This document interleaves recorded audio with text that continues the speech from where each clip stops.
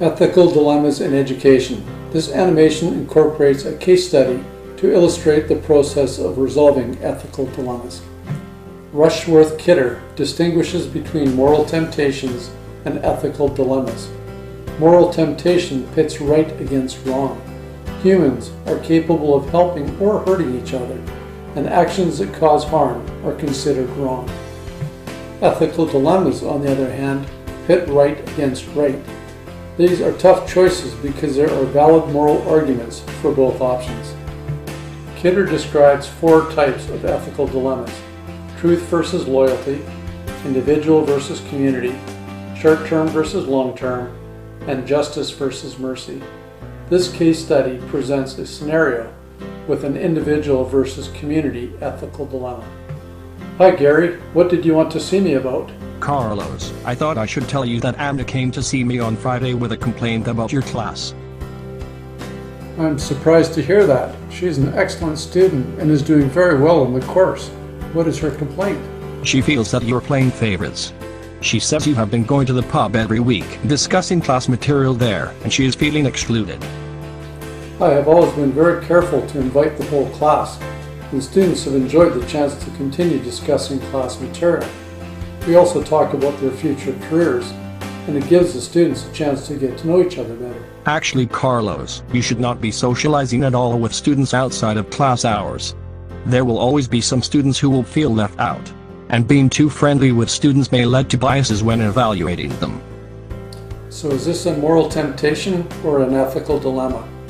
Based on the information provided in the case study, the instructor's motivation to go to the pub is to increase student engagement. Unfortunately, this has led to at least one student feeling excluded. I believe this is an ethical dilemma.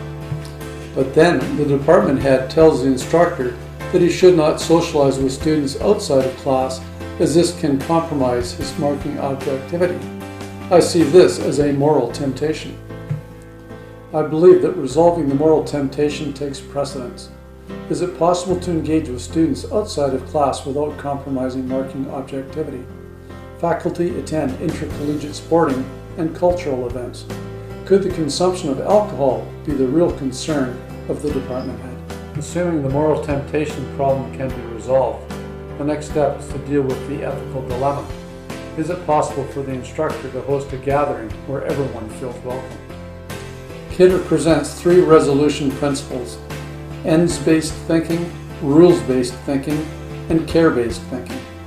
Kidder argues that ends-based thinking involves doing whatever produces the greatest good for the greatest number of people. Based on this principle, the instructor should continue going to the pub, even if it excludes a small number of students. Rules-based thinking would suggest that the instructor should check with the faculty code of conduct to determine under what conditions they can socialize with students. Finally, care-based thinking puts compassion first. By taking the perspective of each student, effort should be made to ensure extracurricular activities are inclusive for everyone. Kidder advocates looking for creative solutions that satisfy all parties involved. Let's return to the department head's office to see how this situation may be resolved.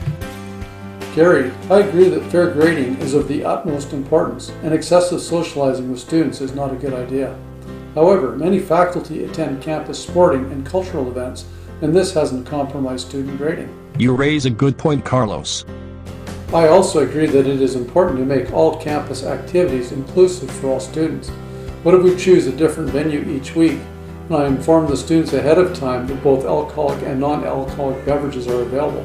This should make everyone feel more comfortable. You appear to have the best interests of your students in mind. I am okay with you continuing your weekly after-class discussions as long as I do not receive any more complaints.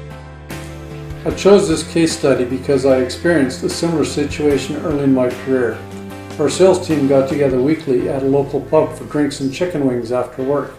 One of my colleagues was Muslim and never attended.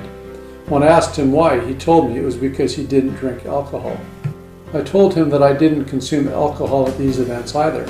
A few weeks later, he came to the pub. He later told me that knowing that he wouldn't be the only one not drinking made him feel okay about attending.